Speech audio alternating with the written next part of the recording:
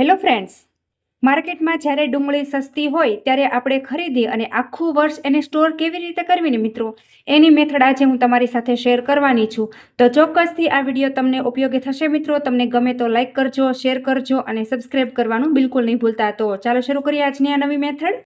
તો ડુંગળીને સ્ટોર કરવા માટે અત્યારે અહીંયા મેં 3 કિલો જેટલી ડુંગળી લીધેલી છે. તો મારી પાસે બીજી પણ ડુંગળી અવેલેબલ છે, પણ મારે જો વિડીયોમાં બતાવવાનું છે એટલા માટે અહીંયા હું અત્યારે 3 કિલો ડુંગળીનો ઉપયોગ કરું છું.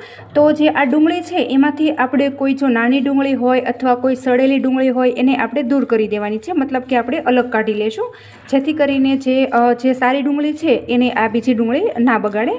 તો આ રીતે આપણે નાની ડુંગળી છે, કોઈ ખરાબ ડુંગળી છે એને આપણે સૌથી પહેલાં અલગ કરી લેશું. તો જે આ નાની ડુંગળી છે એનો મિત્રો આપણે સૌથી પહેલાં ઉપયોગ કરી લેવાનો છે, જેથી કરીને વપરાય છે. તમે જોઈ શકો છો કે જો આ રીતની ખરાબ ડુંગળી હોય એને આપણે કાઢી લેવાની છે. જો તમે જોઈ શકો છો કે આ રીતની જે આપણે ડુંગળી ખરીદી કરીએ જાજી, તો આ રીતની કોઈ ડુંગળી તો એની અંદર ખરાબ આવી જ જતી હોય છે. તો આને આપણે અલગ કાઢી અને દૂર કરી લેવાની છે. તો ફ્રેન્ડ્સ, આપણે જ્યારે પણ ડુંગળીને આખું વરસ સ્ટોર કરીએ તો આ જે ડુંગળીના ફોતરા છે એને આપણે સેજ પણ ઉખાડવાના નથી, એને આપણે આમનામ જ રહેવા દેવાના છે. તમે ખાસ નોટિસ કરજો મિત્રો.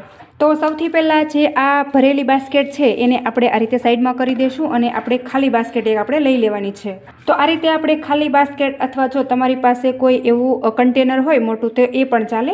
અને ત્યાર પછી જો મિત્રો આ રીતની એક મેં થેલી લીધેલી છે. તો હવે આ જે થેલી છે એ મિત્રો પ્લાસ્ટિકની નથી, તમે ખાસ નોટિસ કરજો. તમે જોઈ શકો છો. તો જુઓ મિત્રો, આ રીતની મેં એક કપડાં જેવી થેલી લીધેલી છે. હવે આ કપડાં જેવી થેલી છે એને આપણે આ રીતે બાસ્કેટની અંદર સરસ રીતે આપણે ગોઠવી દેવાની છે. તમે જોઈ શકો છો કે આ રીતે મેં સેટ કરી દીધી છે. અને ત્યાર પછી આ રીતની જો મોટી મોટી ડુંગળી હોય એને આપણે લઈ લેવાની છે અને આ રીતે આપણે બાસ્કેટની અંદર નાખી દેવાની છે. તો ફ્રેન્ડ્સ, તમે વિડીયો છોડીને ક્યાંય ન જતા. આજે હું તમને ડુંગળી સ્ટોર કરવાની 3 મેથડ બતાવવાની છું. જે પાછળની 2 મેથડ છે એ તો તમને ખૂબ જ ઉપયોગી થવાની છે મિત્રો. તમે ખાસ ધ્યાન રાખજો. તો આ રીતે આપણે મોટી મોટી ડુંગળી લઈ લેવાની છે અને આ રીતે આપણે બાસ્કેટની અંદર ગોઠવી દેવાની છે.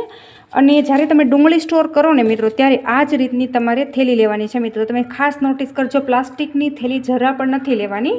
તો હવે આપણે આ રીતે જો ડુંગળીને આ રીતે અંદર બાસ્કેટમાં ગોઠવી દીધા પછી આ રીતે આપણે જો આ રીતે એને કપડું ઓઢાડી દેવાનું છે, જેથી કરીને ઉપર કંઈ જીવજત પણ ના ઉડે અને આ રીતે ડુંગળીને સરસ રીતે સાચવી પણ શકાય. તો જો તમારે કંઈ આને ઢાંકવાનું હોય તો તમે એ રીતે ઢાંકી પણ શકો છો, અથવા આની ઉપર જો તમારે કંઈ વજન મૂકવું હોય તો તમે એ રીતે વજન પણ મૂકી શકો છો મિત્રો. જો આ રીતે આપણે સાચવી અને મૂકી દેવાની છે. તો આ રીતે ડુંગળીને કશું જ થતું નથી મિત્રો. તો મિત્રો, આ રીતે ડુંગળી સાચવવાની પહેલી મેથડ તમને કેવી લાગી ને એ મને કમેન્ટમાં જરૂરથી જણાવજો. અને ચાલો હવે આપણે જોઈ લઈએ બીજી મેથડ. તો મિત્રો, બીજી મેથડ છે એ ખૂબ જ ઉપયોગી છે, તમારા બધાને ખૂબ જ ઉપયોગી થવાની છે. તો એના માટે જો અહીંયા મેં એક સેલો ટેપ લીધેલી છે અને સેલો ટેપને આ રીતે આપણે થોડી થોડી કટ કરી લેવાની છે. તો જુઓ મિત્રો, જનરલી કેવું થતું હોય છે કે જ્યારે આપણે વધારે પ્રમાણમાં ડુંગળી સ્ટોર કરીએ ત્યારે આ રીતની મોટી મોટી ડુંગળી છે એ આપણે જલ્દી નથી વપરાતી હોતી. તો જે નાની ડુંગળી છે એ ફટાફટ વપરાઈ જતી હોય છે. તો આને આપણે કેવી રીતે સ્ટોર કરવાની છે? તો જો મિત્રો, આ રીતની આપણે સેલો ટેપ લેવાની છે અને સેલો ટેપને આપણે આ રીતે જે એનો ડીટીયાનો ભાગ છે ત્યાં આપણે આ રીતે કવર કરી દઈશું. જો આ રીતે તમે જોઈ શકો છો. તો એની અંદર સહેજ પણ હવા ન જવી જોઈએ મિત્રો, એનું તમે ખાસ ધ્યાન રાખજો મિત્રો. તમે જોઈ શકો છો કે આ રીતે મેં જે એનો ડીટીયાનો ભાગ હતો એને આ રીતે સરસ રીતે મેં કવર કરી દીધેલો છે. તમે જોઈ શકો છો. તો આ રીતે આપણે જે આ વધેલી બીજી ડુંગળી છે એને પણ આ રીતે આપણે ડીટીયાનો ભાગ છે એને આપણે કવર કરી અને તૈયાર કરી લઈશું મિત્રો. તો જુઓ ફ્રેન્ડ્સ, તમે જોઈ શકો છો કે અહીંયા મેં બધી ડુંગળીને આ રીતે સેલો ટેપથી કવર કરી લીધેલી છે. તમે જોઈ શકો છો.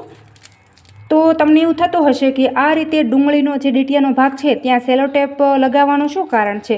તો જુઓ મિત્રો, આ રીતે તમે જે ડુંગળી છે એને આ રીતે સેલો ટેપથી કવર કરી લેશો તો જે ડુંગળીનો ડીટીયાનો ભાગ છે ત્યાંથી ડુંગળીની અંદર હવાની અવર જવર રોકાઈ જાય છે અને ડુંગળી આપણી લાંબો ટાઈમ સાચવી શકાય છે.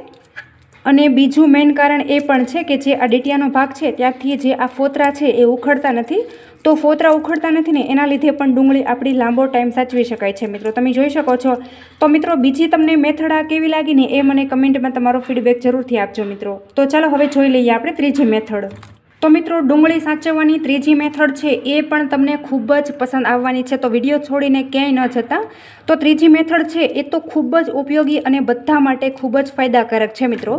તો જુઓ મિત્રો, ત્રીજી જે મેથડ છે એના માટે જોઈશે આપણે આ રીતના કાગળ જોઈશે, અથવા જો તમારા ઘરમાં ન્યૂઝપેપર હોય તો તમે એનો પણ ઉપયોગ કરી શકો છો. તો જે આ પેપર છે એ આપણે તમને ખબર હોય તો બાળકોની જે વધારાની બુક્સ હોય એ તો આપણા ઘરમાં બધાને પડી જ હોય છે. તો આ રીતે મેં 2 ભાગમાં ડિવાઈડ કરી લીધેલી છે. અને ત્યાર પછી આપણે એક કાગળ લઈ લઈશું અને કાગળની અંદર આ રીતે આપણે ડુંગળીને મૂકી અને આ રીતે કવર કરી લેવાની છે. તમે ખાસ નોટિસ કરજો મિત્રો, જો તમે આ રીતે કવર કરી દેશો ને તો જે આ ડુંગળી છે ને એની ઉપર કોઈ જીવજત પણ આટા નહીં મારે અને ડુંગળીની અંદર હવાની અવરજવર રોકાઈ જશે. એટલા માટે ડુંગળી આપણી લાંબો ટાઈમ સાચવી શકાશે અને એના ફોતરા પણ નહીં ઉખડે. એટલા માટે ડુંગળી આપણી સરસ રીતે ચોખ્ખી જ રહેશે. તો આ રીતે આપણે પેપરથી કવર કરી અને બધી ડુંગળીને આપણે કવર કરી લેવાની છે. તમે જોઈ શકો છો. તો મિત્રો, તમે જોઈ શકો છો કે અહીંયા મેં ડુંગળી સાચવવાની તમારી સાથે 3 મેથડ શેર કરેલી છે. આમાંથી તમને કઈ મેથડ સારી લાગીને એ મને કમેન્ટમાં ફીડબેક જરૂરથી આપજો. તમે જોઈ શકો છો કે પહેલી આ રીતે મેં ડુંગળીને એક કાપડમાં સ્ટોર કરેલી છે, બીજી મેં આ રીતે સેલોટેપથી કવર કરેલી છે અને ત્રીજી મેથડ છે એ આ રીતે મેં પેપરથી કવર કરેલી છે. તમે જોઈ શકો છો.